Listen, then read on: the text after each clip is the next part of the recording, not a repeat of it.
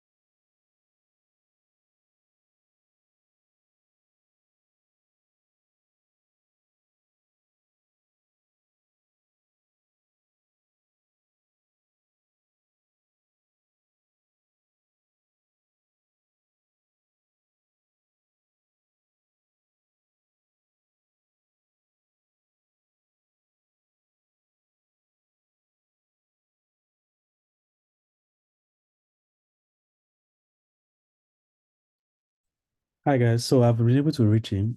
Your class will be starting. Hello, hello. Good evening. Good evening, everyone. Hi, good evening, bro. Are you ready now? Yes, yes, I'm ready now. I was able to make it. Okay, good. I will make you host now. Then I'll leave the class for you. Okay, thank you.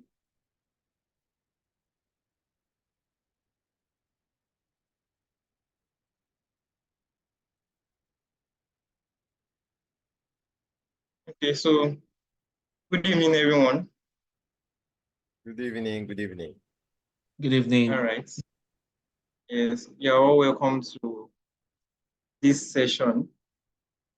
And this session, we are going to be building a project, an HTML CSS project. So I'll be sharing my screen very soon. Please give me a minute.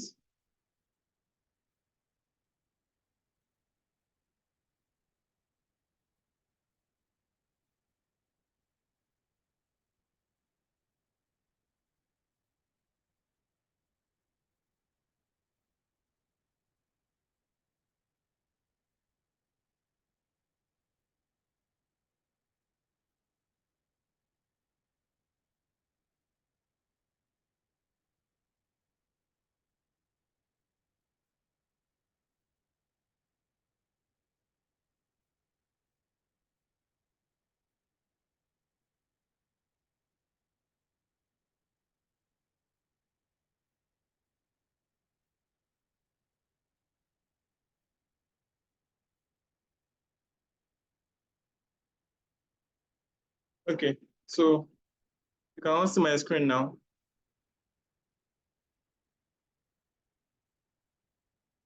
So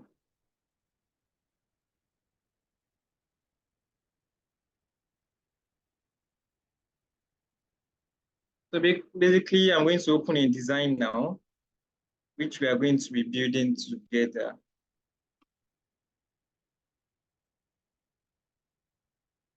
Please, can you all see the screen? Yes. Okay, thank you. So in this session, we are going to be building this with HTML and CSS. This design that you can see currently on your screen. So we're going to be building it with HTML and CSS. So as I'm trying to explain how HTML and CSS work in real life projects, I'll also be telling you how to make use of Figma as a tool, as a front-end developer. So because in a real life scenario, probably when you're doing a project or something, most of the times you have a design which is already made by a UI UX designer. So after this design file is sent to you, the URL will be sent to you. So the developer will now take a look at it, then start building with any chosen language. So in this class now, we are going to be building this with HTML and CSS. And I'll be showing you how to do this with Figma. So let's just get started. So I've created the project already. So I'll just create my HTML file and CSS file. So although I know we might not be able to finish all this in this night, actually, we can't finish all this design, I mean, from top to bottom this night. So at least if you can do this hero section tonight, then maybe some other time, you can also take a look at the others and continue from there. So let's just try to move as fast as possible. Please, do you have any question before we move on? No, all is good. All right. What is Thank hero you. section, please? Okay, the hero section is like the first section you can see here. So it's the section that actually gives a very short description about what the website is all about. So this hero section now, we have the button. Is the first section you see anytime you enter your website. It tells you what the website is about. It tells you the service they are offering or something. So before you start scrolling to the other sections, so all these ones are different sections that are not really important, but this is just like the headline of the website. That is, we make you learn language easily. So it's what that website is all about. So that's why we call it hero section. So I hope that's clear. Okay, sorry. I want to know if Yes. building a responsive website or it is just desktop alone. Okay, so in this class, we won't be able to do responsiveness because we have limited time actually.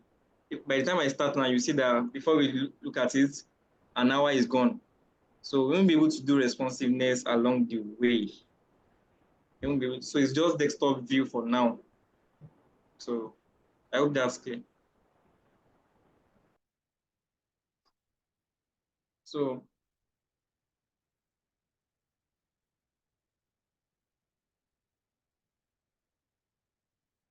I'm setting this up actually, and I know this is all what you've learned in the recent weeks.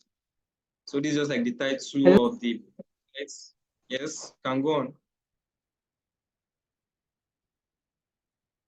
You can go on.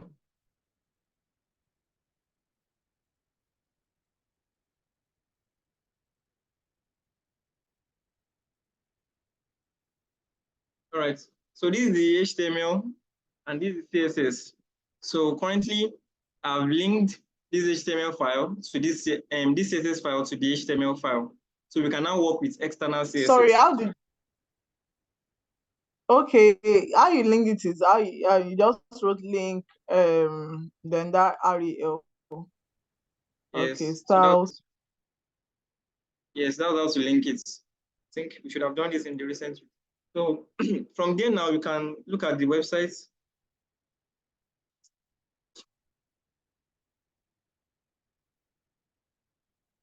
So in this website currently, we have something we call the navigation bar. So this navigation bar is the first part of this Figma design. It's the first part of this Figma design, is the first section. So if you click on it, I'm still going to send this Figma design to you all so that you can continue from anywhere I stop. So this part is like the first section of this website. So it's in the header of the website. So the first thing you can do is to create our header tag, just to make it semantic. You can create the header tag. So inside this header now, don't forget, we are going to have the nav bar. So the header is the top section of every website. So this is the nav bar right here, starting from the logo, the service, blog. So those are the nav bar. They are what we call navigation links. Why are they called navigation links? Because when you click on any of these links, it will take you to another section of this website or another page from this website. For example, if you click on service, it will take you to the service section. If you click on blog, it might take you to the blog page. So they are called navigation links because you can use it to navigate around the websites. So same as the register button right here. When you click on register, it might take you to a login, a sign up page where you can register your account. So that's why we call them navigation bar, navigation links. So from there, you can then proceed. So inside the header, we have the navigation bar. So I'll just create this nav. There's something we call nav in HTML. So nav is used to create nav bars. So now we have the header, then inside the header, the nav. So now inside the nav, if you look at this very well, if I click on this, I I'm sure you're not really familiar with Figma, but just try to like follow. So you will understand it later as we move on. So when I double click on this section, it's telling me this is the first section. If I click again, this verbalizes the first box in this section. This logo is the first box in this section. So followed by the second section here, you can see this one is, they are all in one box. So this is the first box, second box, and the third box. This is the first section. All these are grouped together, and the last one. So first one, second box, and third one. So you can group all these into divs, into different divisions. So the first div can be logo. So I'll just comment this. So that will be div 1. So inside that div, then you can have the logo.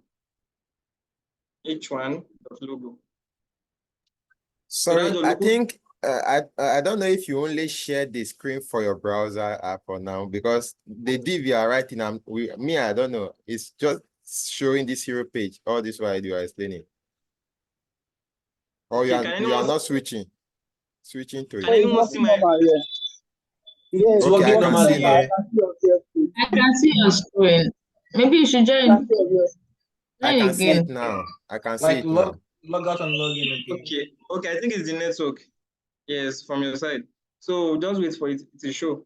So this is the logo right here. Don't forget, this is the first div, because we have 3 different boxes here. First box, second box, and the last one here. So the first one is, inside it we have the logo. So the logo can be written with just ordinary H1. So I'll just say verbalize it.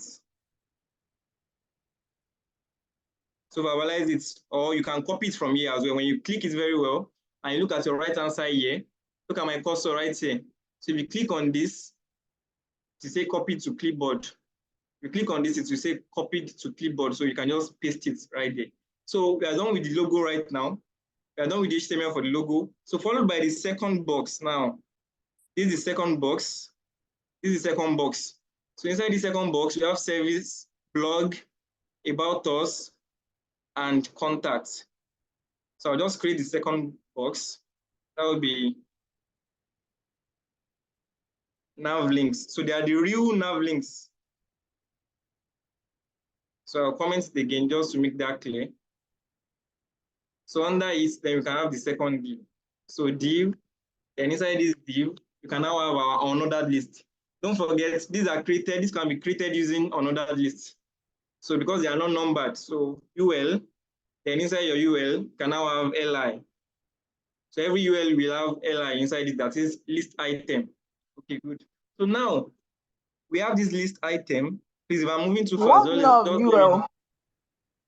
What's UL now of stands for UL? unordered list. We are trying to list some navigation links here. So, and they are not ordered. They are not listed in 1, 2, 3. So they are just listed like this, unordered. So we are using UL for it. So from there, inside UL, you have LI. LI stands for list. That is the list item one by one. Inside this box, we have how many list items? We have 1, 2, 3, 4. From service to contacts. So we have 4 list items. All right. So but before you create those 4, as I said earlier, these are navigation links. And links are not just bare text. They are not text only.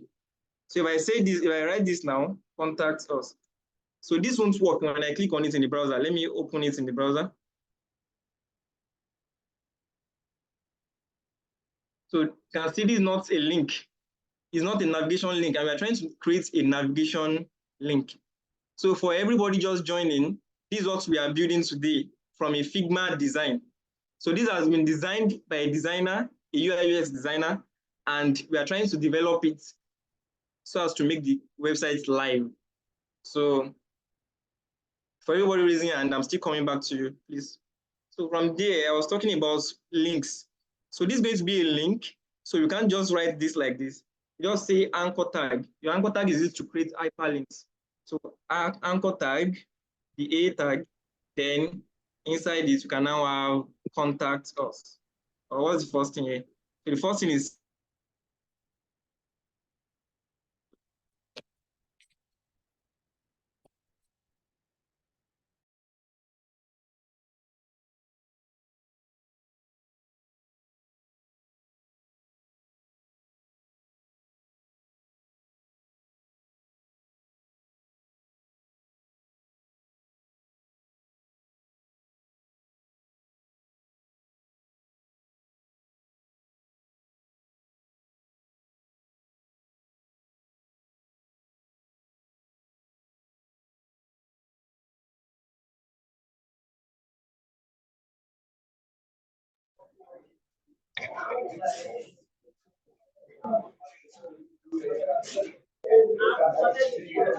I can't see anything here. I think it Mr. was his Bishop network out. that was even having issue.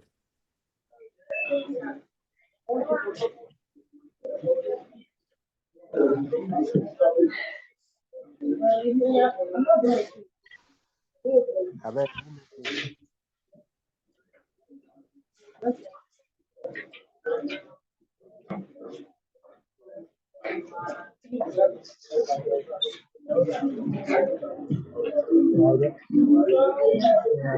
okay, drive. Okay, drive.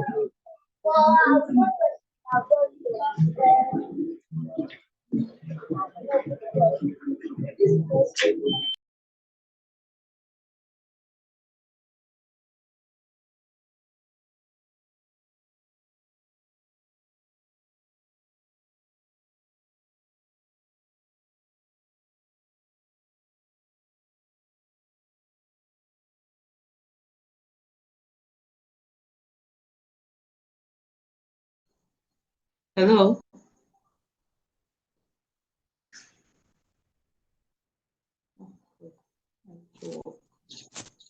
Look as if he's not even around.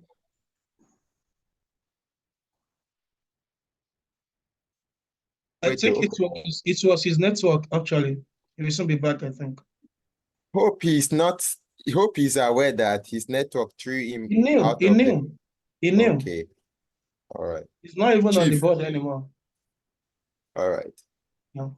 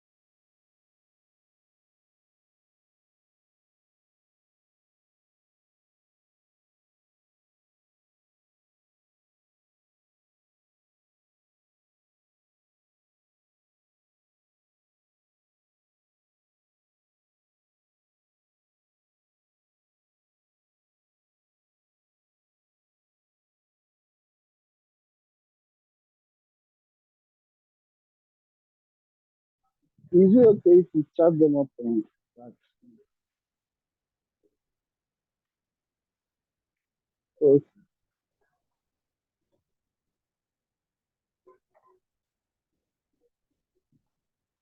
Okay.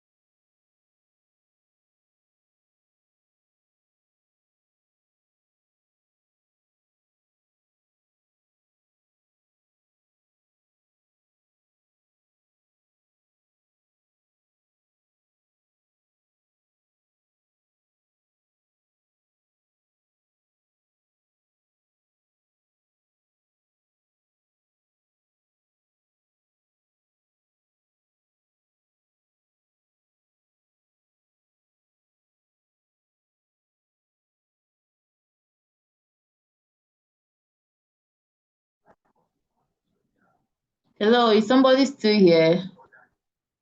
Be I'm alone. You're alone.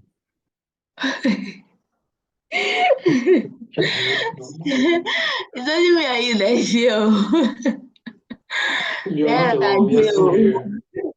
Me too, I'm here. Okay. I'm not alone. We are still here. I think I we see should you. alert him on Slack. Oh. Maybe Yeah, he's I think having so too. network. He's having network issues. Let's just I've drop said it. Let's say that we are still waiting though.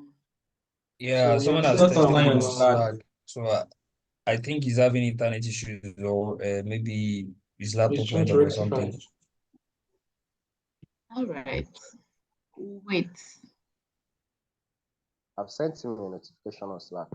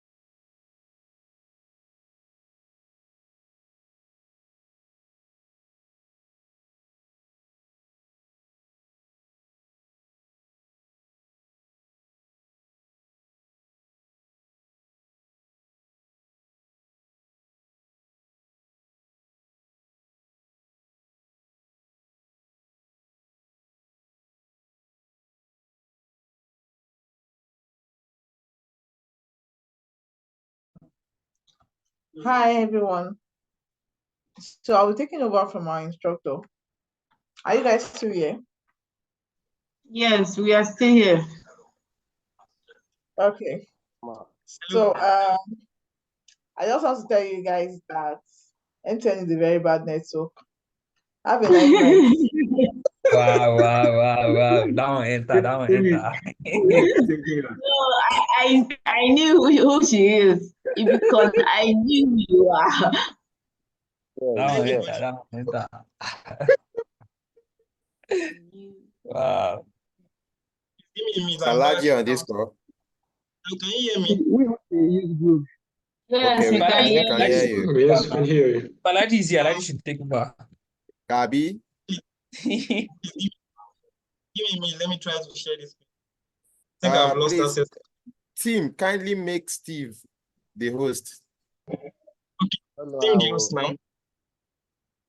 Yeah. Okay, thank you. Please make me How do the host I so I can share. Okay, first of all, click on the participants. When you click on the participants, you will see all the participants. You will see Steve, as in you will see Steven. Then you will now mouse over. Okay, you've done that, right? I've seen that you've done that. Thank you. So I'm so sorry, everyone. So sorry. So I'm back now. And all right, so let's go back to what we were trying to build. It's currently loading.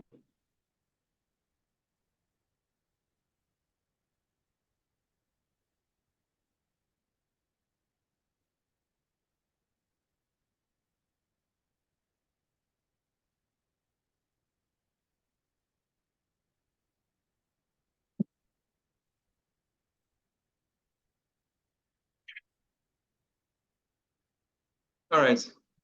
So this is the Figma design once again. And we are currently here in this second box in the middle. So we are trying to build these navigation links.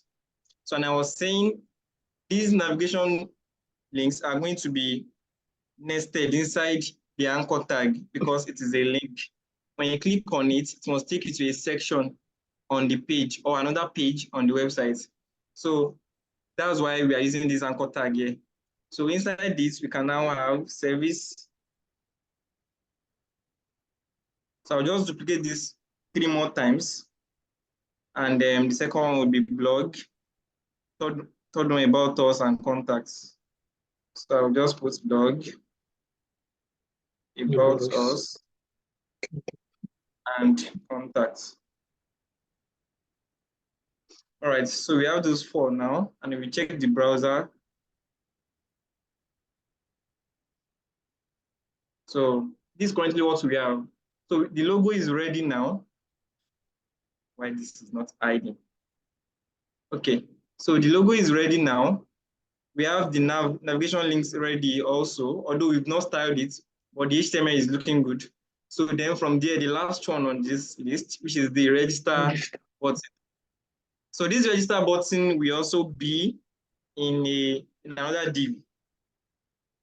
So it can be register button. So then we can comment this. So under it, we have a div, and inside the div, we have a button. So I just give the class straight away. So inside the button, then we have register. So also these navigation links, you can give this UL a class. I give it a class of nav links.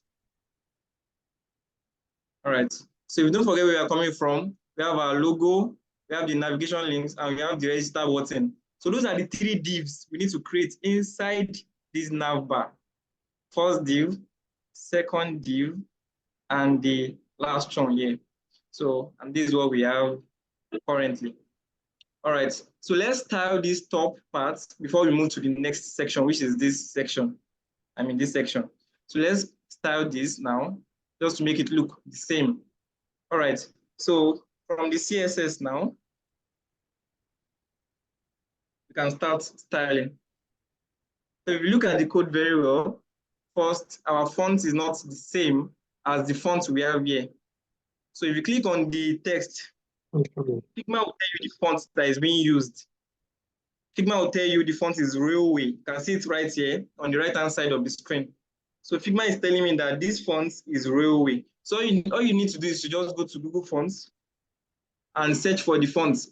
Some fonts might actually not be on Google, but if you are lucky it's on Google, then just grab it from Google. So this is the name of the fonts, Railway.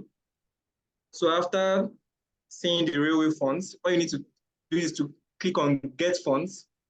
So after getting fonts, then click on Get Embed Code. I think you should know this already. So get embed code. So there are two different ways of embedding your fonts in the code. So I'll just do one of the easiest way. That is by copying these imports and pasting it in the top of your CSS file. So I've pasted this like that.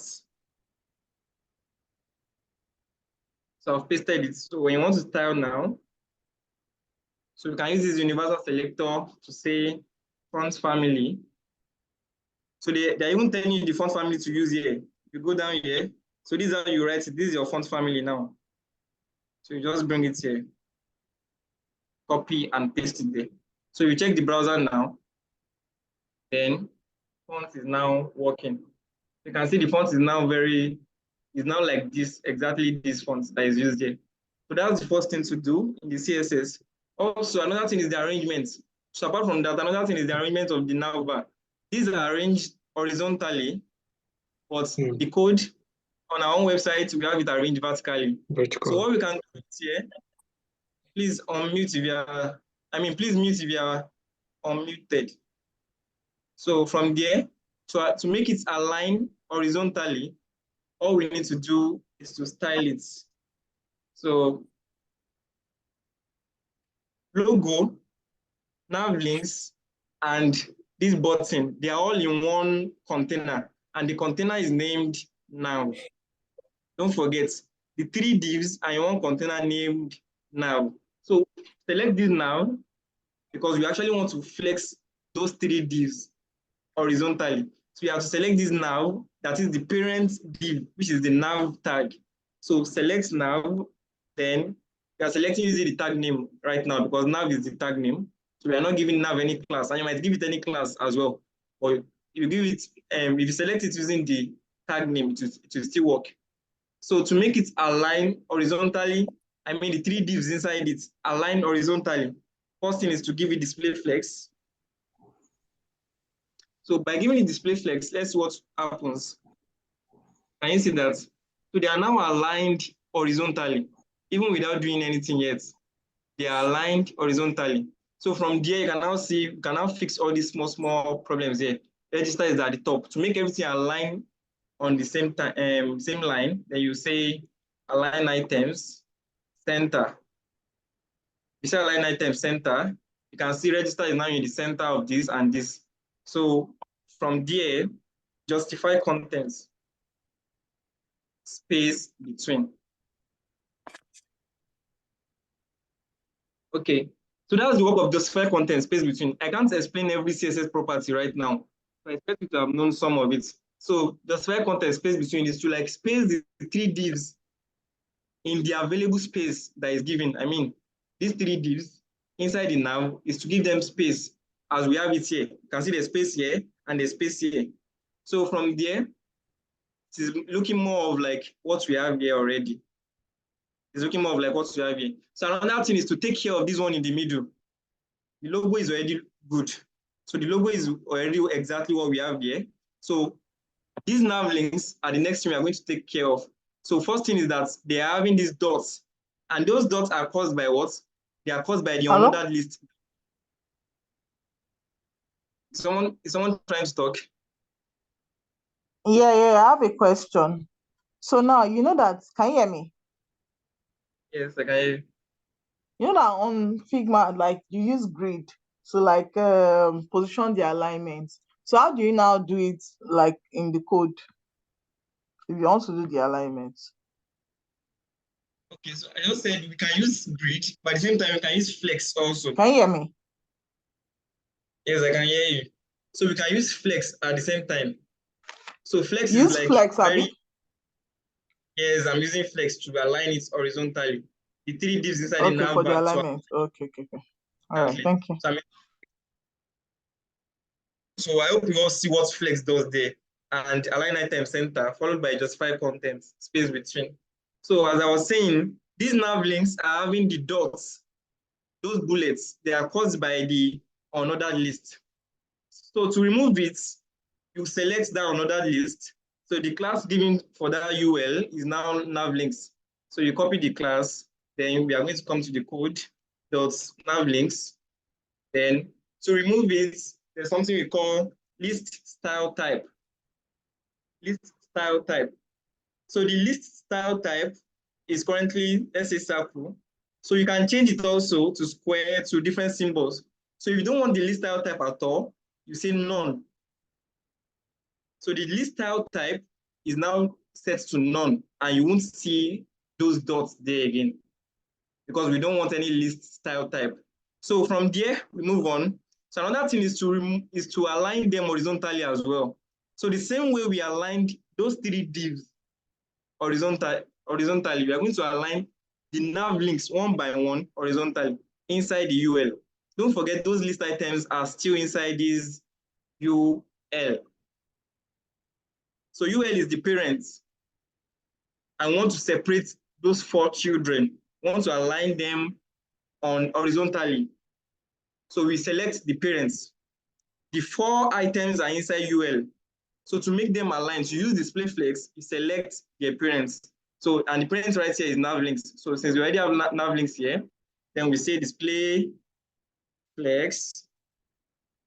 So when you say display flex, let's see what happens. So can you see that? So they are now aligned horizontally. So what we just need here is a little bit of spacing. They are all stuck together. So to give them spacing, we can also use justify content. Let's see if that works. Space between. If that's not working, then we can also use something we call gap. So anytime you use display flex, you'll be able to use gap. So gap is just like you want to specify the amount of space between those flex items. So gap, then you can now specify the units. You can say 20 pixel. That is the gap between those 4 list items. So you can see what we have here now. So the gap is now 20 pixel. So you can just continue from there. So the next thing is to actually remove the underline and change the text color to black. The text color is currently purple or blue because of the anchor tag that we used. The anchor tag is the one causing the underline and the color change. So to do that, we select that anchor tag directly.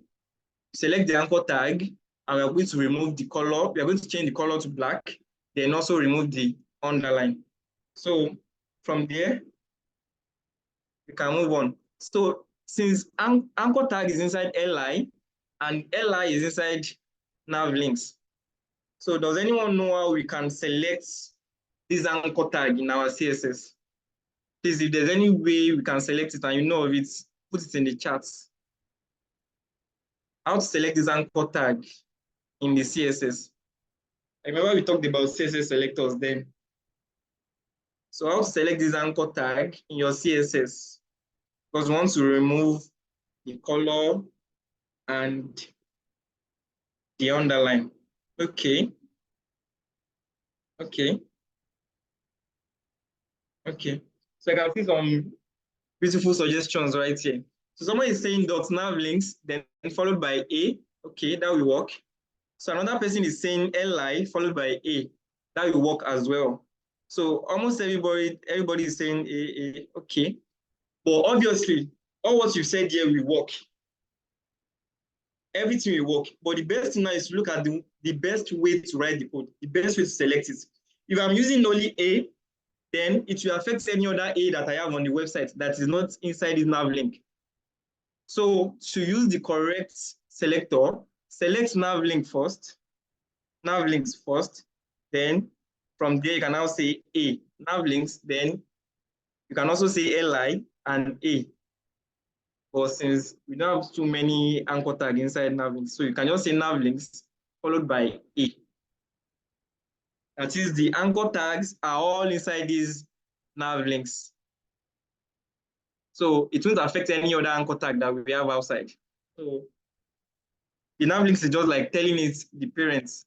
So from there, you can now say color. We want color black. Then that should change. So you can see it's now in color black. So the underline. So the underline is caused by text decoration. A CSS property we call text decoration. So your text decoration can be dashed, can be dotted, it can be double, it can be line through, it can be solid, it can be underlined. So currently it's in underline. That's why you can see the underline. But if you don't want any, you set it to none. So text decoration, none, and the underline will be removed.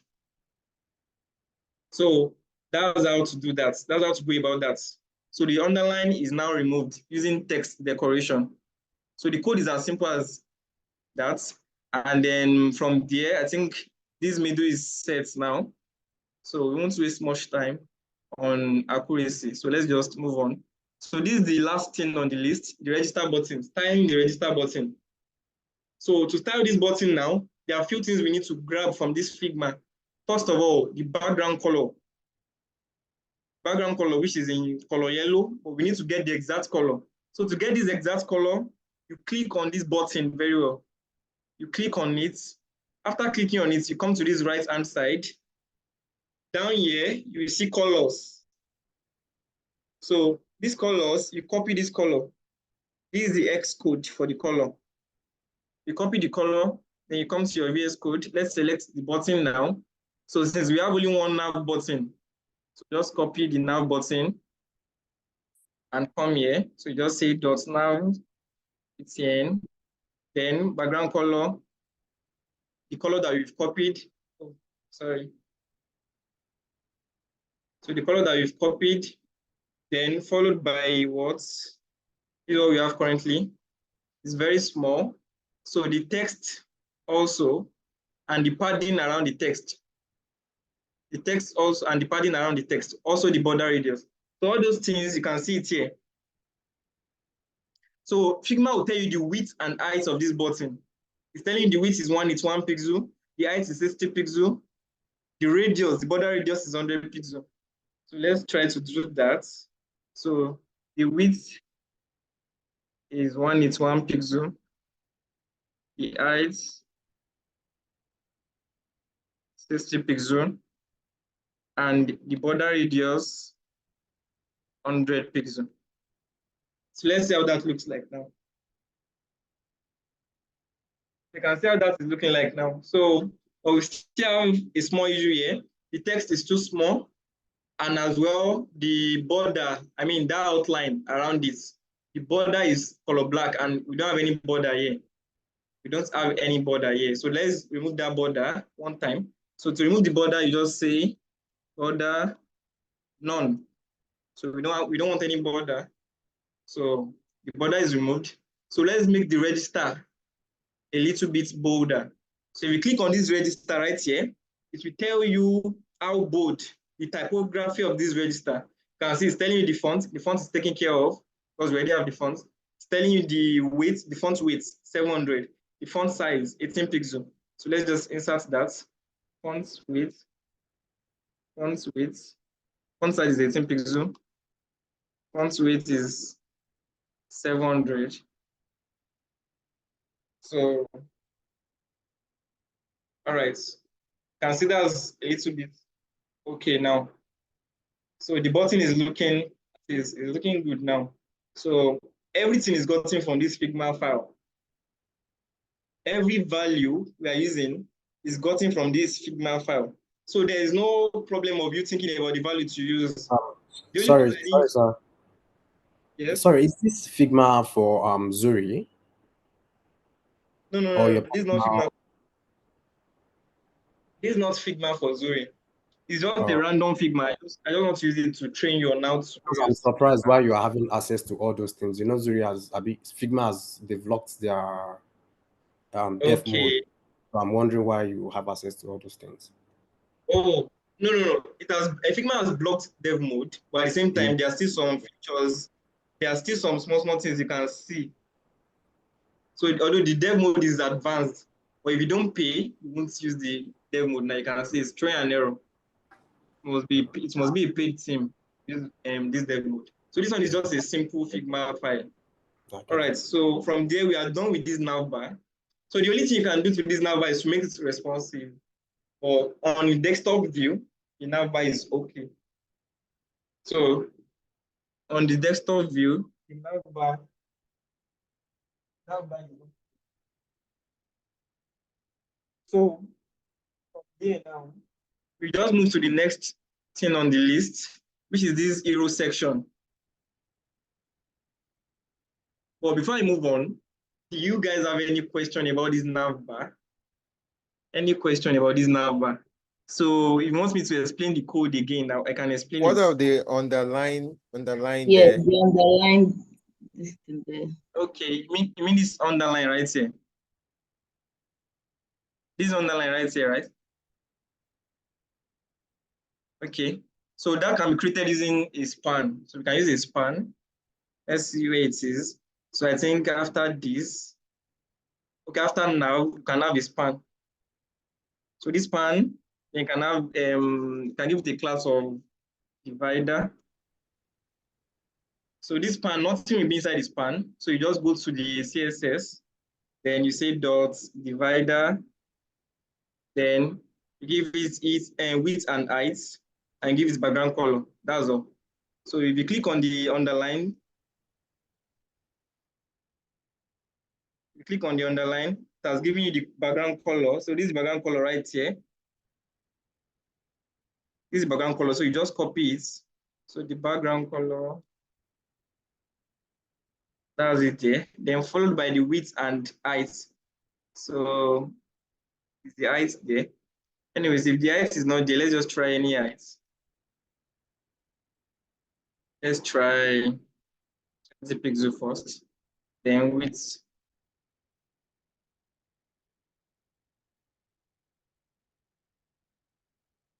Seems like the height is just 1 pixel. Yes. The height is just like 1 pixel.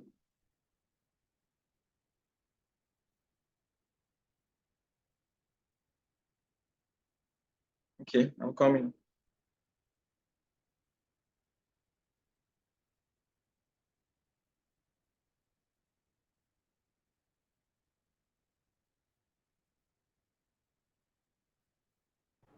Can we use border bottom or maybe HR instead? Yes, that's another thing. You can actually use border button. So that will be border button for now. Yes, yeah. So if you give now a border button now. But I think HR will be better so that you will be able to style the left and right width so that it will shift to the HR is working fine actually. Yes. So HR will work fine. So can we also style HR, but we don't need to waste too much time on that. I think we've achieved what we want already. I'm sorry, I have a Right. question. I have a question, please. As I was asking, I said, why did we use what's it called, a list for the nav links? Can we just use the anchor tag only? Yes, you can use the anchor tag only, but to make it easier to read and also easier to write as a code, I think list is okay. Since there are list items, so if you don't use list here, whereas are using list. So mostly in your nav bar, list is okay for this. So if you are using raw anchor, it will still work. Or to make the code readable and neat, you can use another list. Then inside your another list, because we are listing items. So that's the main purpose of list. Okay, so thank you for that. I think HR is working fine now. So HR is even working finer than border bottom. It will work finer than border bottom. Sorry, what's the HR? I'm not saying what the HR is for HR is about. horizontal row. Horizontal row. Sorry, where did you style it in CSS? No, we didn't style it at all. I was trying to create this before, this pan, but since it was not showing up, so we just decided to use HR. So this HR here is a self-closing tag. It stands for horizontal rule. So it has created this horizontal rule here now. So that's it. You understand now? Inside or outside? Outside of now. Okay. Yes, of now. Now is ready. Now is done here. The ending of nav is this button. So outside now, the next thing will be outside of your navigation bar. So that's why we have it outside here. So sorry, just one more question. If the border is inside, like it's not outside, I don't know how to say it. If the border is inside now, is the HR going to be inside? I don't get that. Do you mean can we put like, HR inside? Yes, inside the now. No, most of the times, how will I even say it? Most of the times the border is not always out, like it's inside. If you check this, nobody will know it's outside from unless anyone checks your code. At least we've achieved what we want to achieve here. So we don't need if it is outside of the nav or inside. What we want to see is just this underline after the nav. So if you put the underline inside the nav, let's see what happens. It won't show up. Why? Because we've used display flex. Display flex will just put the underline beside it again here. So that's why it will just spoil the code. So just bring it outside of the nav. The last thing in this nav is the button. So that's it. So from there, we can then go to this hero section. So I guess there's no question again. I'm sorry. Excuse me, sir. Okay, I don't know. Excuse me, sir. Can you hear me, sir? Yes, sir. Please, can you hear me? Go on, please. Yes, can go on. Please, I only have a suggestion, please. I don't know, maybe it's possible for you to mute everyone for now. And we have a question section later so that we will not be interrupting the lecture. Okay, thank you. So I think why that is important, there are some persons that learning style might not work with them. Please consider that. There are some people, that point, if you address a particular thing, you have relieved them and they can follow on. But if you don't address that thing for the rest of the class, they will not be able to follow up again. So while it is important, the only thing there is peradventure, we should only indicate by a raise of our digital hand, and then we will be called in. You understand? So that won't cut the flow of the instructor or the person. But the thing is, we all have one problem or the other why the question is going on. If all of us should talk at once, do you think the lecture will flow easily like that again? Well, I do have problems, but they are from when somebody asks some questions, I get mine resolved, some of mine resolved. And if there is any that is not resolved along the line, I also, sometimes I type it on the test or on the chat, sometimes I indicate by raise of hand, and let's just make it mature. That's just what me, and then, let it not be noisy and stuff. That's what I think can also work. I support you then. I support you. It should not be a way that they will be interrupting the lecture.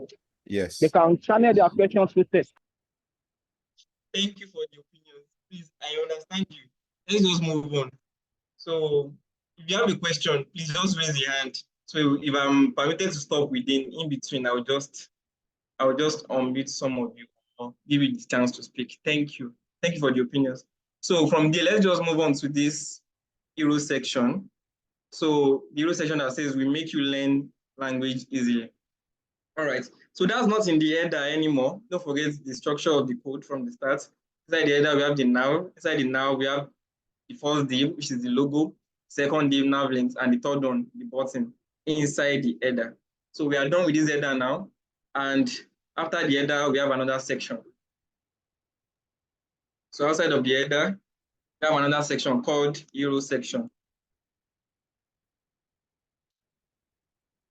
So inside this, on this hero section now, you can now have a section tag. The section tag. So with the class of hero section. So this section tag with the class of hero section. So if you look at this hero section now, we have two different divs. One is make you learn language easily, which is on the left-hand side. This one box. On the left-hand side, we have another box, making it two. This one box, this is another box. So this is an image actually, an image that will be saved right now. You can save it from Figma, I'll show you. And this is one box also, whereby we have a H1 paragraph and inputs with a button. So let's just create the two divs first. So the first div is for the description of the site. So you can say description. Description, am I writing this correctly? So description box. So under this is a div. So give it a class. So that's for the description. Then inside after the description, we also have the image, the hero image. Hero image. So the hero image, you can have that inside a figure tag. Just to make it semantic. Images can be inside figure. So inside this figure, I just say figure.hero image. And inside the figure, then you can have our image tag. All right. So this is the structure for the hero section. First div for description, and the second one for the image, which is what we have here, description, then image. All right, so before we move on, let's save this image. So when you click on this image, you can see we have this box right here. So after clicking on the image, don't worry about navigating around Figma. Just follow up with the code for now if you don't understand what I'm doing on this Figma. So it takes a while to understand how to use this Figma as a tool. So you click on export right here in the left-hand side. So clicking on export, that is once export. Is someone asking any question? Please raise your hand if you want to ask questions. So after clicking on export, then you click on this plus. So this plus will allow you to preview. After previewing, you see the image you want to save. So you can also choose if you want the image in SVG, JPEG, or PNG, or PDF. So PNG is a good one here. So you can just export it as a PNG. So if you click on export, it will download this image. So the image has been downloaded. So I'll just carry it and drag and drop it inside my VS Code. So I've drag and drop inside the VS Code now. So, but you can't just leave image outside here. So you can just create a folder for every images. We call that folder images. So inside this images folder, you move it. The new image that we just dropped, you move it inside. So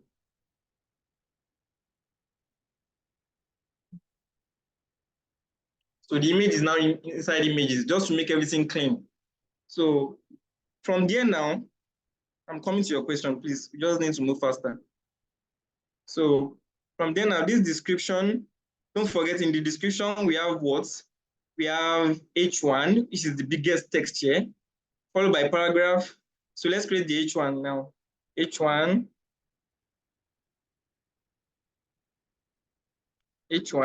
Then inside the H1, we just copy the text from Figma. So after clicking on it, you see it on the left-hand side. So clicking on the text to be copied to clipboard. So copy it, then paste it. So that's for the H1. Then for the paragraph after it, click on it also. Click on it very well. Then you click on it in the left-hand side here. So it has been copied to clipboard as well. So paste. So I've pasted it too. So the last one on the list is the form. Which form do we have here? We have the enter your email and the get started button. So this is a simple input box and this is a submit button. So when they enter email, they submit. All right, so let's just insert that. So form. So don't worry about this action for now. It's a static web page. So inside the form, then you have your inputs. So after the inputs, we then have a button, a submit button. So that says get started. All right, so let's see how it looks like on the browser before styling. So can you see that now? So we have this on the browser currently. It's getting close to what we want here. So it's getting close. So the image is not showing yet. Why? Because we have not made reference to it here. The image source is still empty. So to make reference to it, you put your /. It is where the image is inside the images folder. So click on the images folder, then click on mobile. This is the name of the image that I imported. So from there now, the image is now displaying. So this is still looking ugly. So before I move on, before I start the styling, any question on this HTML structure? So you have to get the HTML structure well before styling anything. So take it step by step. Take navbar, write the HTML code for navbar, style it. So you'll be done with that. Then the next section, write the HTML code for it, style it. So don't wait until you write HTML code for the whole website before you start styling. So that way you'll be able to debug any issue right from the start. So you do everything you want step by step, step by step. So some people are raising hands. Let me check it here. So Kesh, you can go on. Good evening, everyone. Yes? Can you hear me? Yes, we can hear you. Okay, it's about the image. I'm thinking, why can't we download the image separately? Why ex exporting the whole container of the image? I don't know if you understand what I'm saying. Why not the two images separately? Because of the background color. Like we are importing the background color. Okay, I get that. I get that. But if you look at this Figma is not telling us that this is the background color. I mean, this cream stuff here is not a background color. It's part of the image. So if you are taking this as the background color now, you are making it complex. The designer has made it everything, has made it an image, so you can carry everything together. So if you now start carrying phone one by one, this iPhone one by one, and you carry the second one, then you are making it complex. Then you start thinking of how to place this on top of this. Then how to put that under the on this background and making it shoot up a little bit. So it's making it complex. So it's something you can just do by just carrying everything at once. So if the designer has made it possible to carry everything at once, then just carry it. So just carry everything as one image. So it won't affect your code anyways. So I hope that's clear. So the next person, please. iPhone. Okay, so my question goes to the way you incorporate the fonts from the Google fonts that time it wasn't clear to me. I don't know, maybe I can just get a brief explanation on it now. Oh. Okay, so what you need to do is to go to Google Fonts. There's a clear description there on how to use the font. When you select the kind of fonts you want to use, there's a clear description here. Just read this description very well. You understand how to use it. And if you don't really understand, you can reach out to me or just search on YouTube. It's a very simple stuff to do. So choose your font, then you can either import by clicking on link or import it in your CSS code using import. So I think that's clear. Can't go back to it now because of our time. Thank you. So any other question? Let's hear from Ledugo.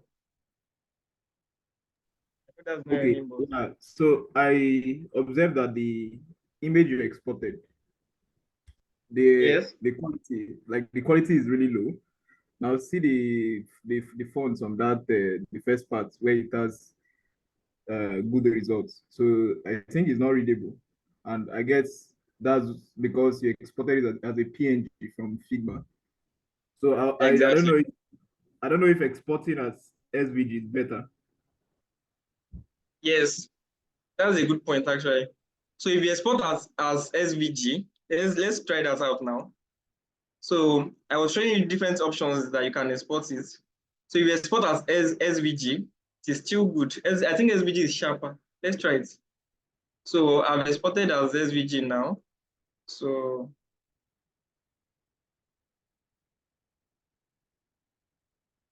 all I need to do, so this is how SVG will look like.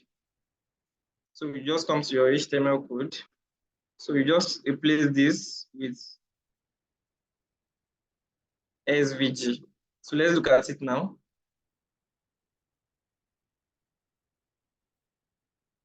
You can see SVG is not even giving us what we need. Coming. SVG is not taking the image. It's not taking everything. Coming. I guess this is a problem from the designer actually. It's a problem from the designer. Let me try it again. The issue is actually, sorry for cutting in. The issue is actually not about the format. The issue is it just increase that particular pixel you are having as one, increase it to 5 or 7, and then you will have a higher DPI. That's just what resolves that issue. It's not about the file format. PNG is fine, but if you go to the Figma during the export this thing there, you will see a particular place where you have one pixel. Change that pixel, increase the number. That talks about the dot per inch.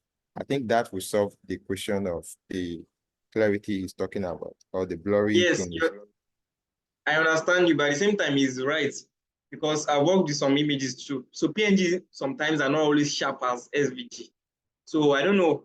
I think the designer didn't actually get the SVG part of the image done. So this is just a random Figma file. So the designer must still be a learner too. So let's just move on. So let's manage the quality of the image for now. We understand why it is that it is not really sharp later. So from there, if you look at this also, the description and the image, they are arranged vertically. I want to arrange them horizontally. So in this scenario, you can use grid, and at the same time, you can use flex. You can use grid, you can use flex. So all you need to do is to just go to the parent div. So this description box and the image div, they are inside what? They're inside this section called hero section. So this hero section is the parent. So all you need to do is just come to your CSS, then say hero section. Hero section. You are selecting it using the class name. So hero section, then display. Can use display flex as well. Display flex. Use display flex. Let's see how it works. So can you see that now? So display flex is now arranging them horizontally. But we still have some problems here. First, the image is too big. And the space for this text is too small. We are sharing almost the same width in this space here.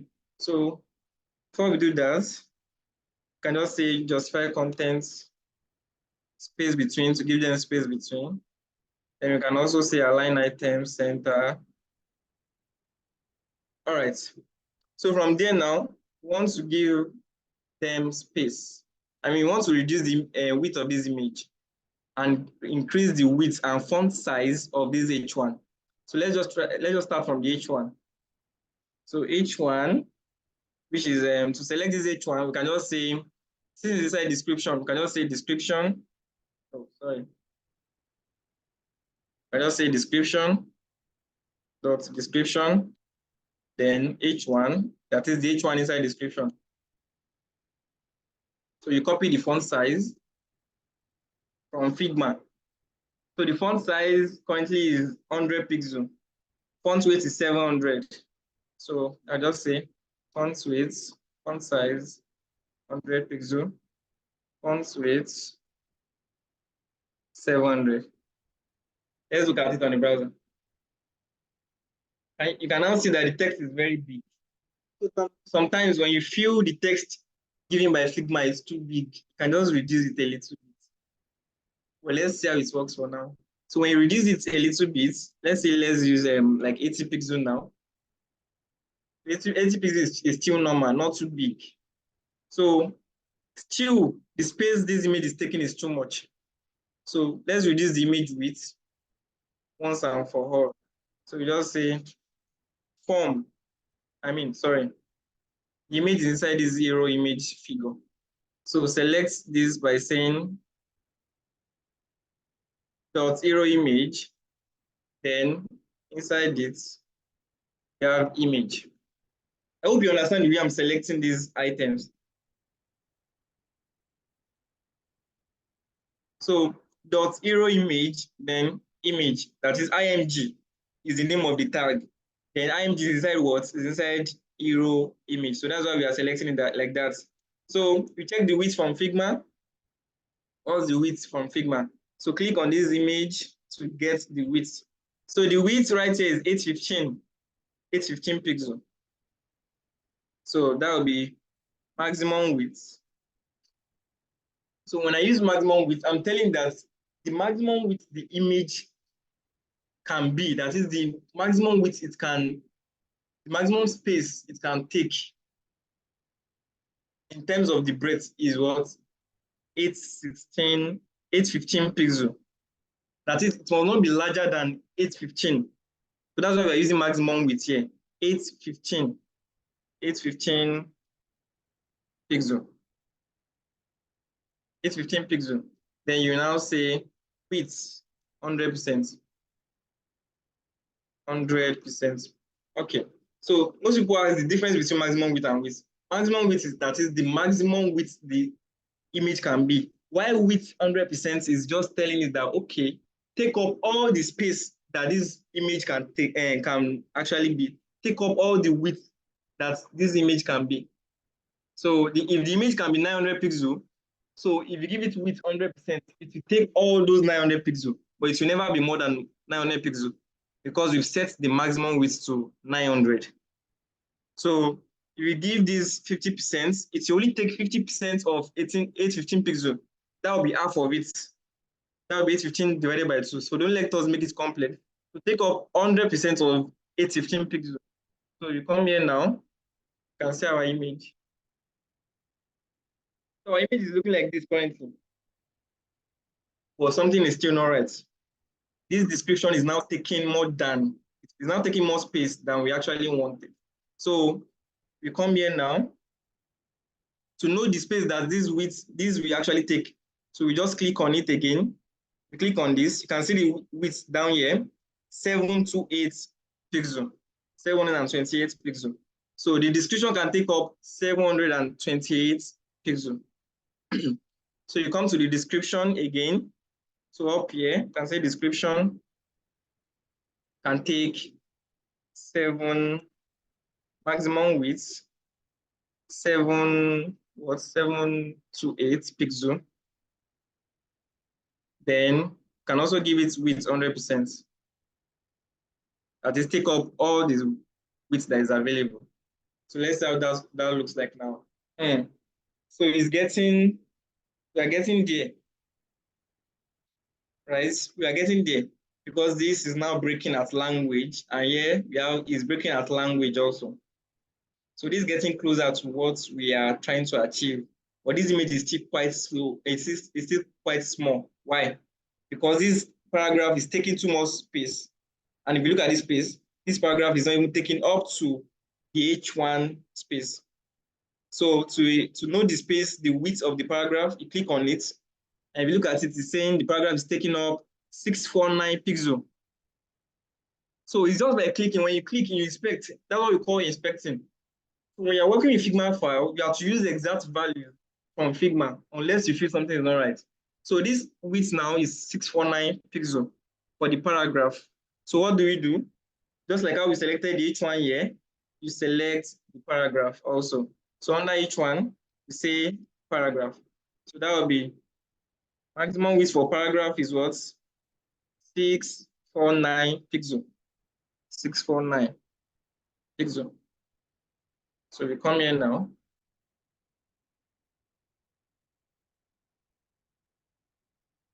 I think this is not working because we actually need to put, I think we need to put width S in.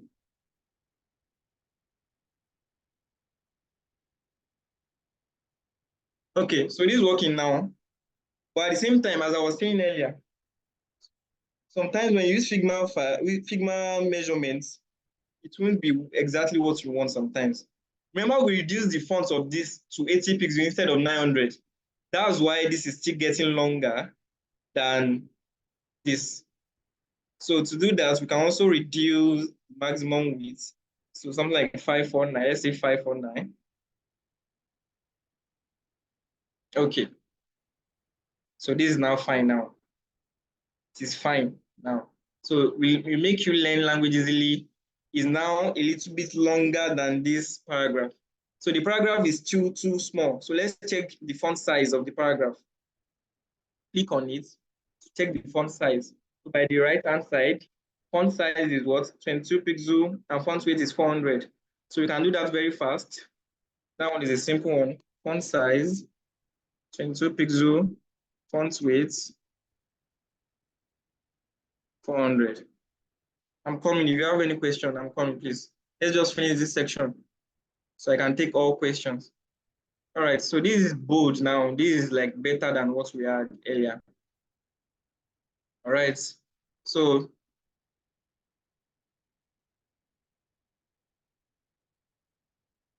that's what we have for the paragraph. So after the paragraph, what else is there? So after the paragraph, then we have these inputs. We have these inputs right here. So this input is not looking fine, right? Because we've not styled this. But here, the input is looking like this. It's looking like this. So this input can get the width and height.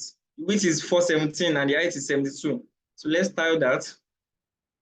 So the input is inside this form. And there's a placeholder that says enter your email. So you just enter that. Enter your email. So that's the placeholder for the inputs. So inside this place, you can now say form, since we have only one form there. Form, then inputs. Since input is inside form. So form, then inputs. So first of all, the width of input is what? 417. 417 pixel. And the height is 72.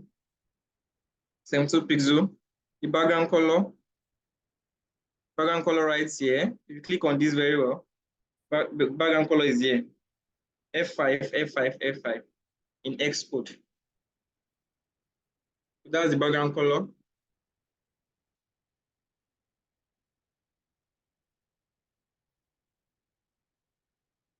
Okay.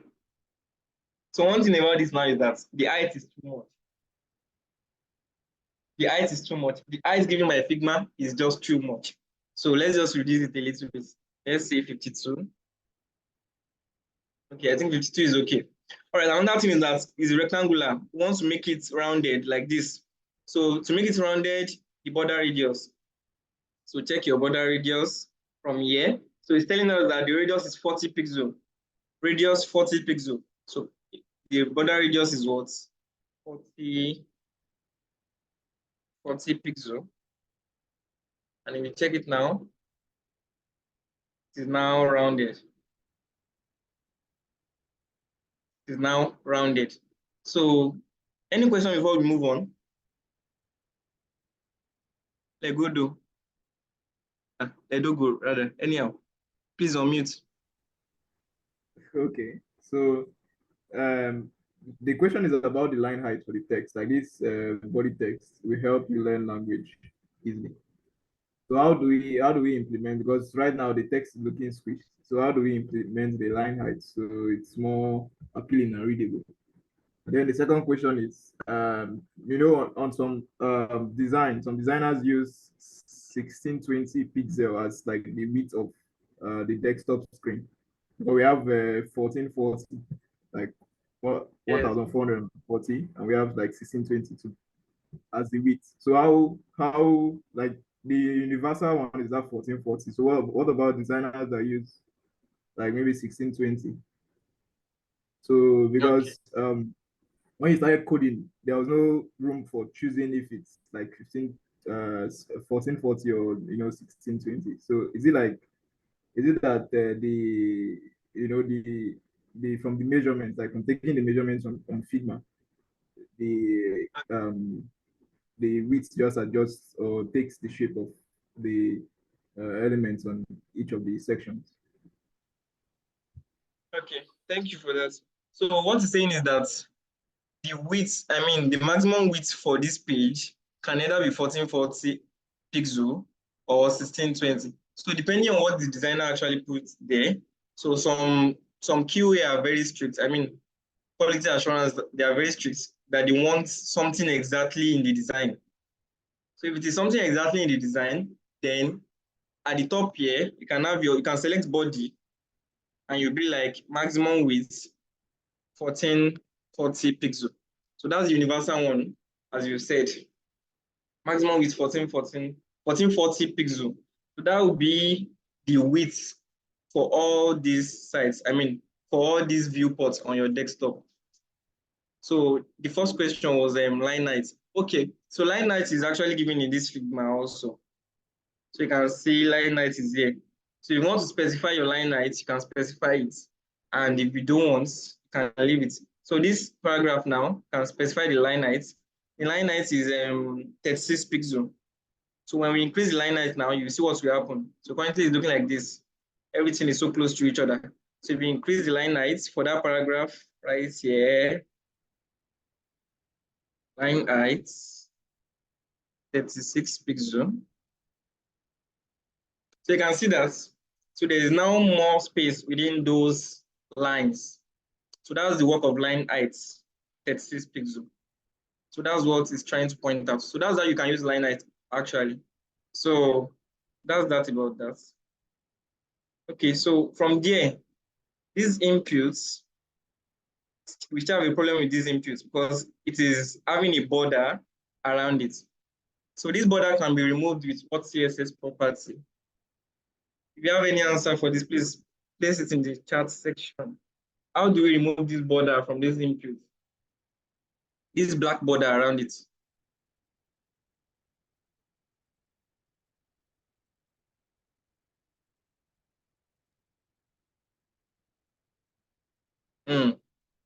Border none everywhere. Any other suggestion? Okay. Okay. Okay. So people are saying, many people are saying border none. How about we try out outline?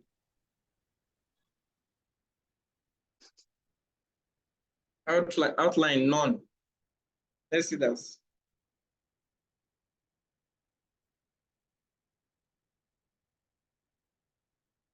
Am I selecting the right elements? Okay, let's try border then. Coming. Okay, then you are right. So border none will work for this actually. So how about when we click on this? Okay, okay.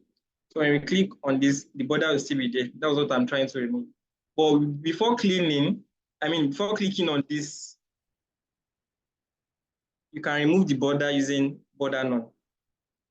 So if you look at the input also, the placeholder doesn't have any padding. That's why it is so close to the edge right here.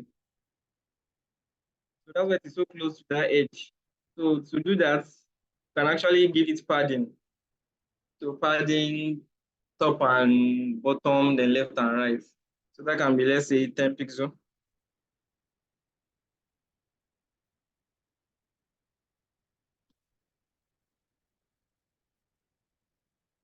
All right.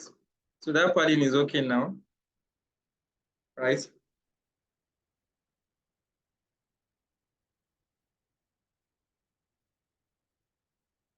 I'm coming, please give me a minute. Okay, so from there now, the input is looking fine. The input is looking fine. So beside it, we have this button. I don't know why this keeps stopping me. So beside it, we have this button, and this button is not yet styled. If you look at it very well, the button is very related to what we have up here, like the style is very related to what we have up here. So I won't waste too much time on that. I'll just copy the styles for those for that button and paste it. So select that, you just say form, then inside form, we have a button. So form, then space, button. So inside this button now, let's paste it. Let's see how it looks like.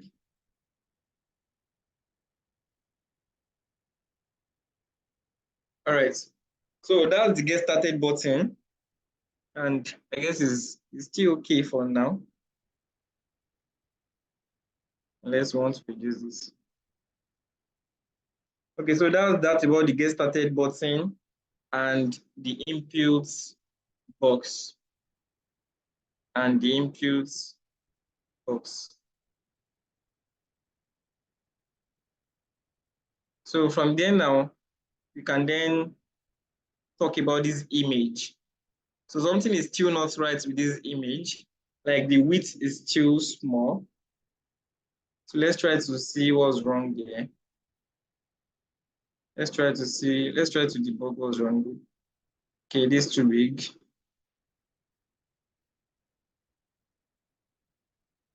How about remove this? If you are raising hands, I'm coming. Okay, Abdubaki, Oladipo can talk. Yeah, does form place the button and the other one side by side automatically, or how did you do that? Because I was expecting to get a display flex on that side. Okay. Yes, I get you. So form we place inputs and button inline. So they are both inline elements. So they will be in the same line. But if they are not inline, then you can use your display flex for the form. But in this scenario, they are both inline. That's why they are beside each other. You understand that? Yeah, thanks. Okay, so the next person, Adama. Okay, thank you very much. My one is I observed that the enter your email, the placeholder, the size of the font No, looks my WhatsApp. smaller. No, look at this. Can you hear me? Okay. The size of the font looks smaller. So in case one want to increase the size, how can one go about it? All right, thank you for that. So yes, the size looks smaller if you look at these inputs, yeah? The size looks smaller. So if you click on it on Figma, the size will be, the font size is here, 20 pixel. So to do that, even with the color, so let's copy the color. So the size is what again? 20 pixel. So to select your placeholder, you still remember how to style your placeholder in inputs. Anybody in the chat box, style placeholder in the inputs.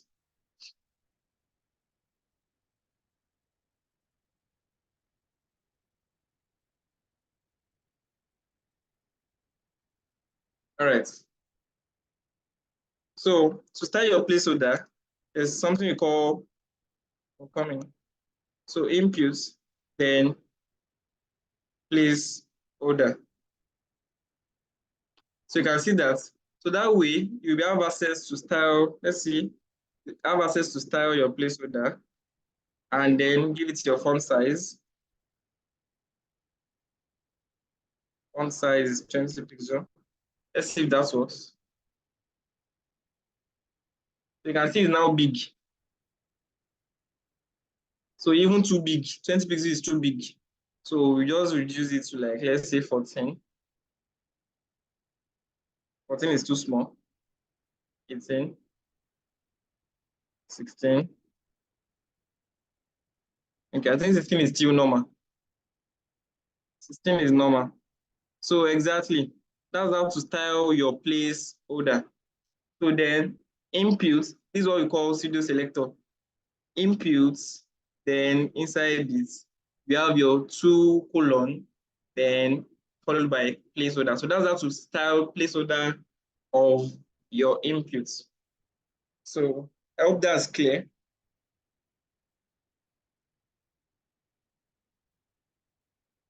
All right, so that's that about that inputs. So any other question? Kesh, please go ahead.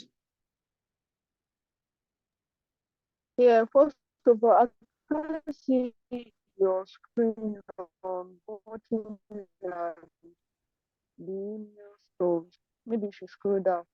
And the other one is we're talking about this image not aligning together with what you the container that is carrying the image and the text, you give them 100% and you start the container of the image and the container of the text, maybe 50-50 or 40-40 pixels. Okay. I don't get the last one. I mean the last point you made. Said you were saying something about like giving the container that carries the image and the this thing, you give them width of 100%. So the container that carries the image different and the sentence different, you give them like maybe 48-48 and margin or something. Okay. The network is not very good, seriously. I don't know. The network is not very good. I can't even hear you clearly at all. Maybe you should. She can type a question better. What is it? I said she can type a question. Yes, that's another because the network is actually breaking it. So, Katrina, are you still there? I'm just saying to make it like work for the image. Okay, so ask your question. Let's. Okay, so my question is on the placeholder. Like now, can you hear me now? Yes. I can hear you. Can you hear me? Yes, I So can now hear you. the placeholder, there's something I saw, there's something I saw on calculator assignment where the input, that the placeholder, where you have to enter your email. Is there any way we can style it in that block form, like that grid form, like the assignment we had? The zero was not like a normal zero. So did they style it using the placeholder styling in the CSS like that, or that's another function entirely? Please come again. Now enter your email, right? Now that enter your email is like a normal write-up, right? Now, Yes.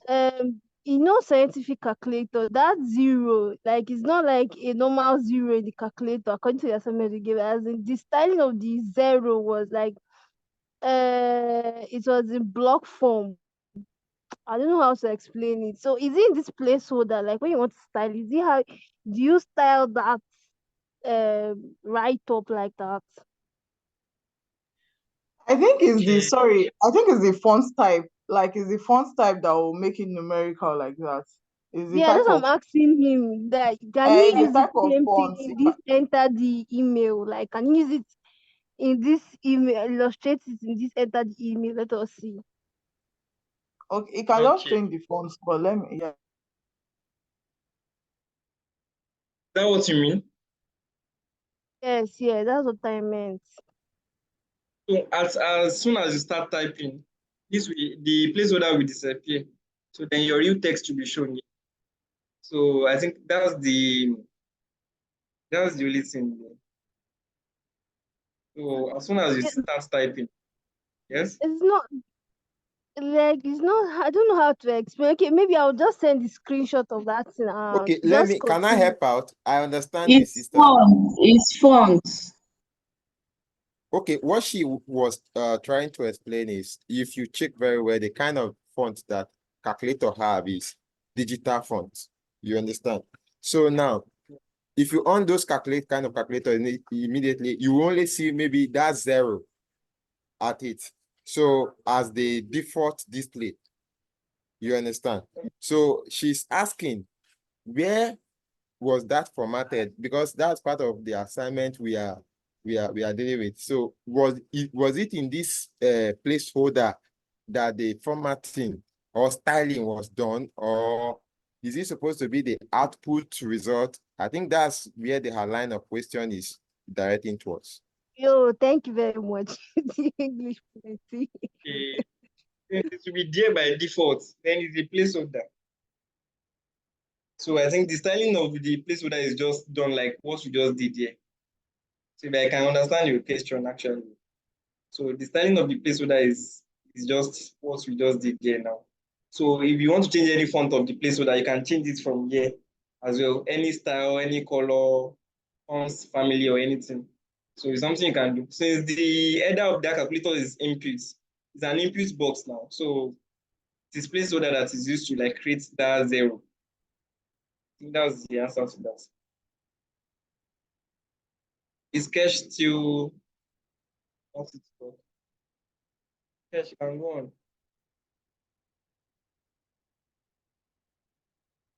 Cache, are you there? Okay. I guess she's not there. Oh, yeah. Hello, good evening. Yes, good evening. Any question?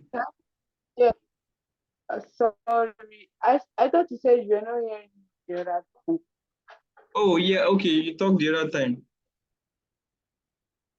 Yes, like I said, you said something about the image not aligning how you want it. So I now made the suggestion that maybe you should give the container that is carrying the image and the text the same you should give it a width. Then the image and the thing separately, you give it like 48, or 50, width. So I think with that it will align with how you want it. I don't know if that Okay. Okay, I understand you. I understand you. Okay, thank you for that suggestion. All right, I'll take a look at that actually. So I'll take a I look at that. didn't get what she said. No, she's talking about this image and this paragraph section. Since the image is taking a smaller portion, and if you look at this, they are taking the same width. So this taking 815, this taking 728. So let's just look at what is happening here. 728 and 815.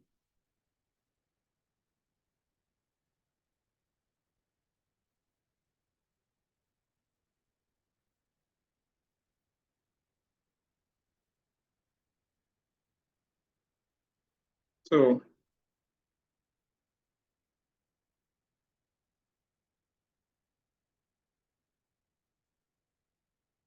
anyways, I'll come back to that actually. I think there's something we've gotten wrong there. But this is exactly the same value from Figma. Exactly the same value from Figma. Unless let's see what we have.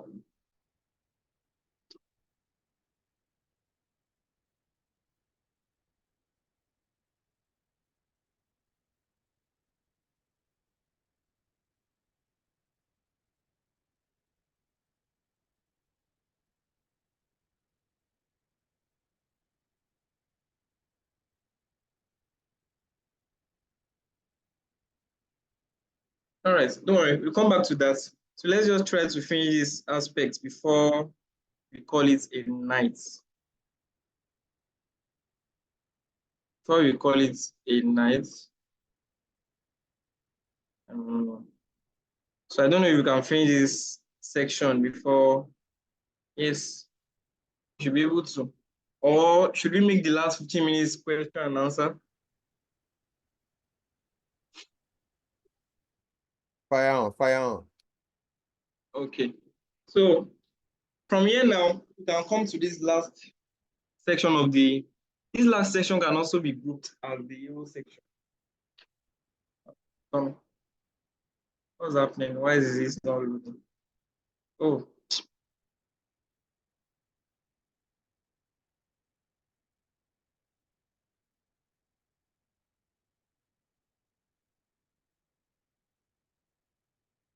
Come.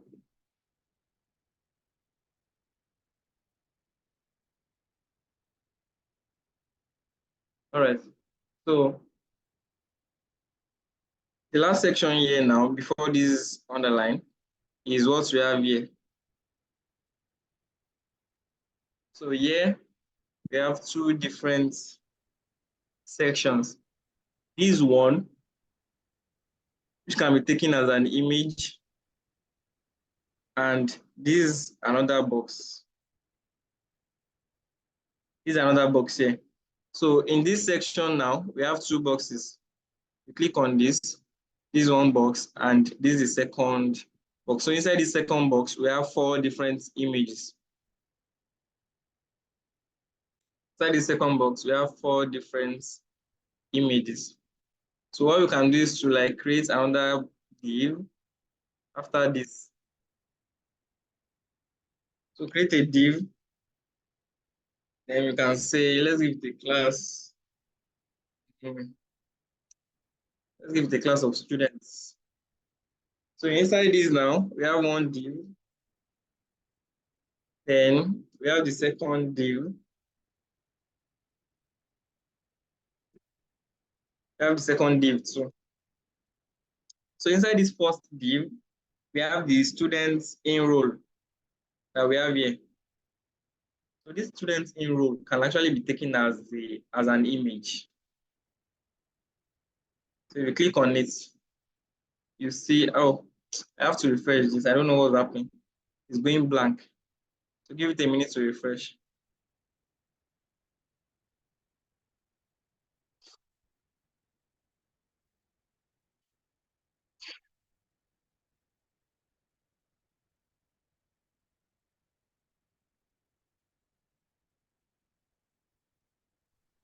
You can just click N on your keyboard if it's taking you to like a blank canvas.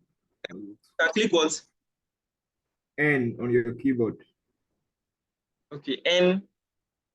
Yeah, like letter N on Figma. If it doesn't show after refreshing. Okay. So I think Allergy, please go on. Yes, sir. I just noticed that the hero section we did, the left article, the one we are replicating, it has a little space by the side, but our own is actually touching the edge here. Okay. Thank you for that. So that's a very good one there. You can see I was still about to talk about that. This is touching this edge, and right here we have space between this and the edge. So to do that, that's something you can do at the top. Inside this universal selector, so you can give margin here. So margin. So this universal selector will select all the websites. So this margin will now be, this margin can be 20 pixels. So if it's 20 pixels, that will be top and bottom. Then the next one can be left and right. So left and right can be 10 pixels. Let's see how it will work. Can you see that?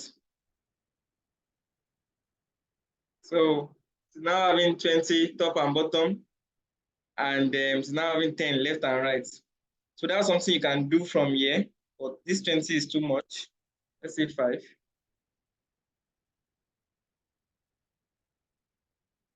Oh, sorry. All right. So this is another way of doing it. So you can just have your margin right from this universal selector. right from this universal selector. So I think that's clear. That's how you can do that. All right. So from there, this is open now. And let's just try to do this within the last 10 minutes. So students enroll, I will export this picture. So let's export it as a PNG. SVG might be trying another error now. So let's export as a PNG. So ask your question while I'm importing the image. Yeah, all right. So is it possible to overlay images like that? If we have something like that and we want to overlay the images. You mean this? Like these Yes, images? yes, one by one. Yes, it's actually possible. It's actually possible. So there are different ways. Okay, Emmanuel is raising hand.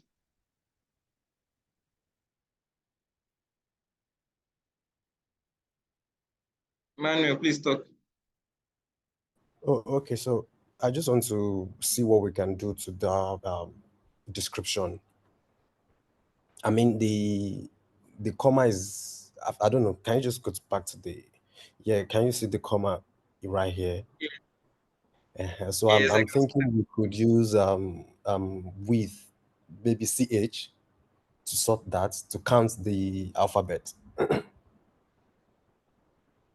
Oh, okay, like to count the alphabet per line. Yep. Oh, I think that's I the think advantage. that would be okay for this comma. Okay. Yeah. Because if we keep using with, I think it will still be responding to the flex, like this divided with. Let's see now. Okay. So we should use VCH. Yeah. Okay, that was actually a good point. But let's come back to that. I want us to finish this in row. All right, my leader. Before it's 10. Yes. So, all right. It's a good suggestion actually. So this image right now, you can import the new image I just inserted, which is pics. So if you check it now, we have this new image right here. So it is not very clear too because it is in PNG. As it is available in SVG to be clearer actually.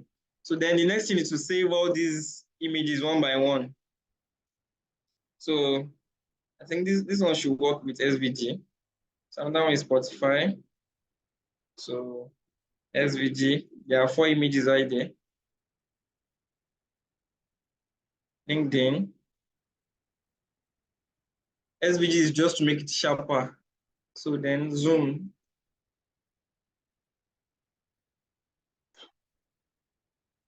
Okay.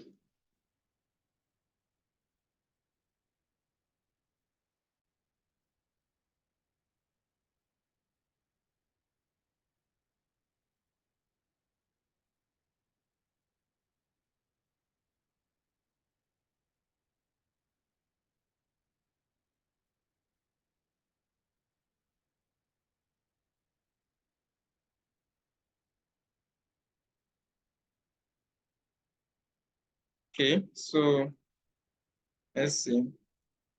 Components, Spotify. Yeah.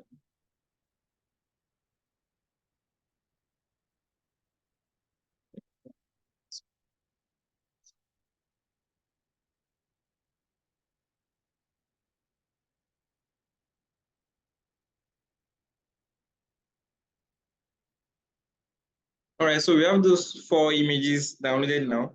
So that was the first div for the students in row. Then in the second div, you can now have the 4 images.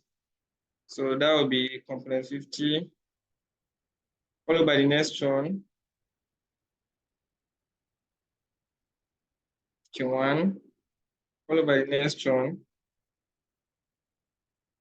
should be Spotify, and then the last one should be Zoom. So let's see how they all look like. So we have this now. So to make them align,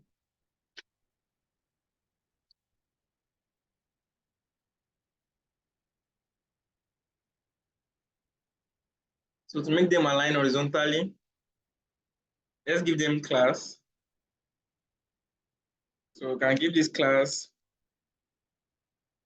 partners. So partners. Then inside this, we can give this one class of in-row. So then students, so we can just say dot students. Then inside it, display flex. Specify contents. Space between. Then align item center. So we can have that now. So let's take a look at this. So currently, this is what we have. Currently, this is what we have. But is there any problem with this? Oh yeah, there's problem with this. Visa is like a little bit downward and LinkedIn is up. So to do that, in this partners class, you just select partners,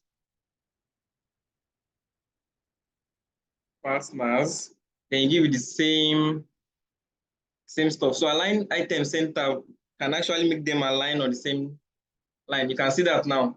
So Visa is now aligned with LinkedIn. So why? Because we just added align items and we just give them display flex. So align items, then display flex. So that's what we have for this section. I think this section is not very complex like that. It's something we can all do ourselves.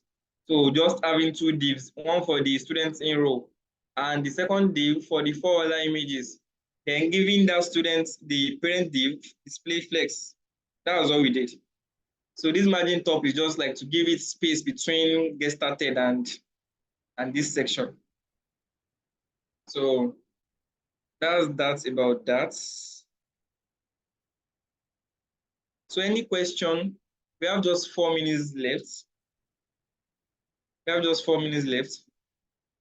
are running out of time.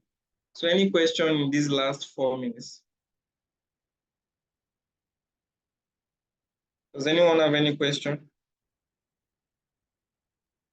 Yes, I have a question. Yes. By the way, the images should just link now. I think those images are little, but how can you style these images to be a bit smaller? Because if you check the Figma stuff we have, it's more, and these ones are still big. Okay, and the space between them also. All right. So to style those images, just say partners, then followed by image. Let's see. Then you give it width and maximum width. So let's see what happens. I think the width is still big. So they are now smaller. So the only thing there is just your selector, using your selector. So if you get the selector right, then you will get the work right. I mean, you get what you're trying to implement right. So to select every image, each image, select the parent, then select image. So let's give them gap as well, a well-spaced gap.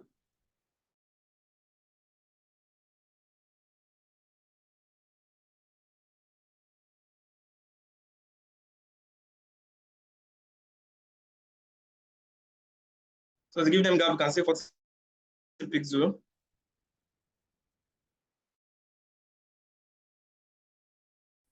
So I think the gap is now how you can question starting from the navbar to the arrow section to the.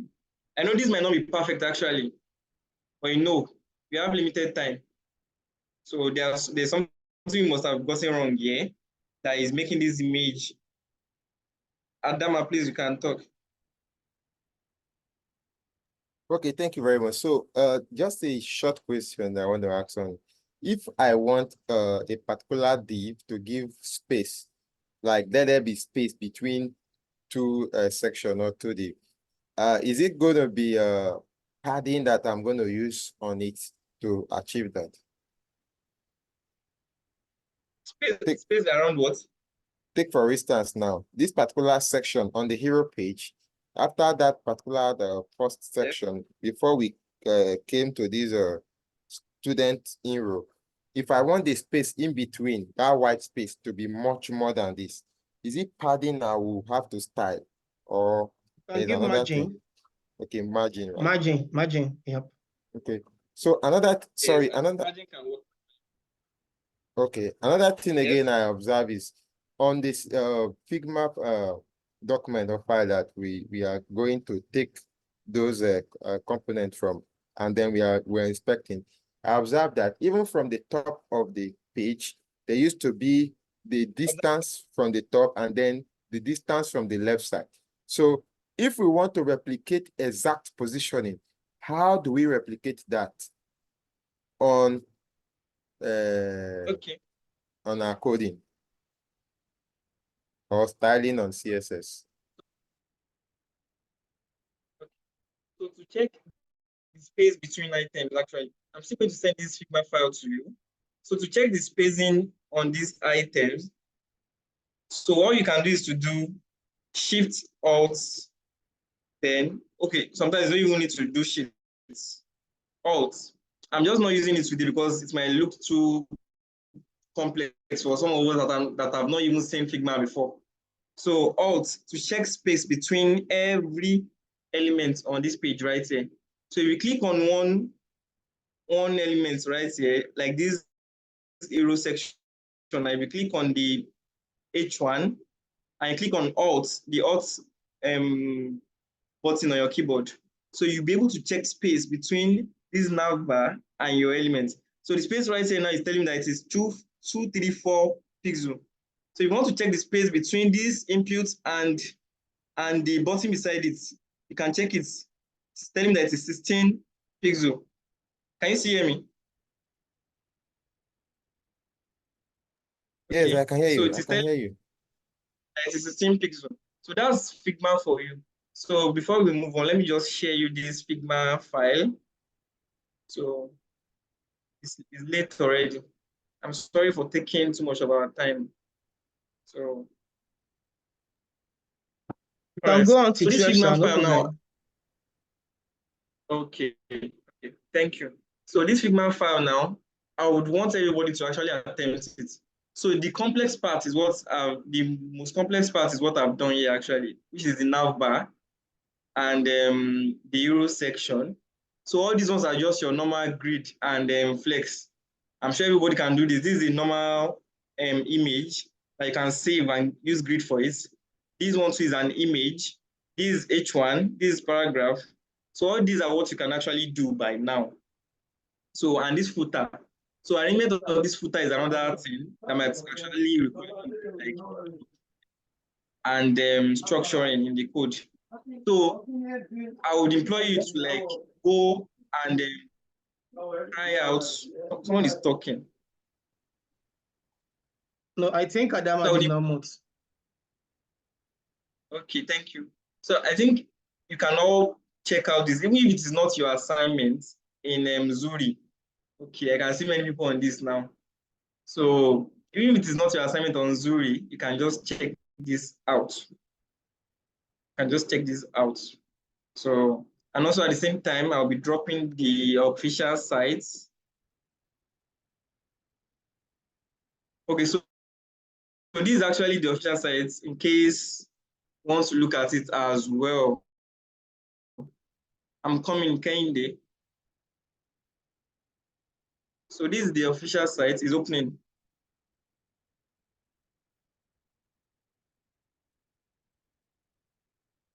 The network is quite bad, yeah.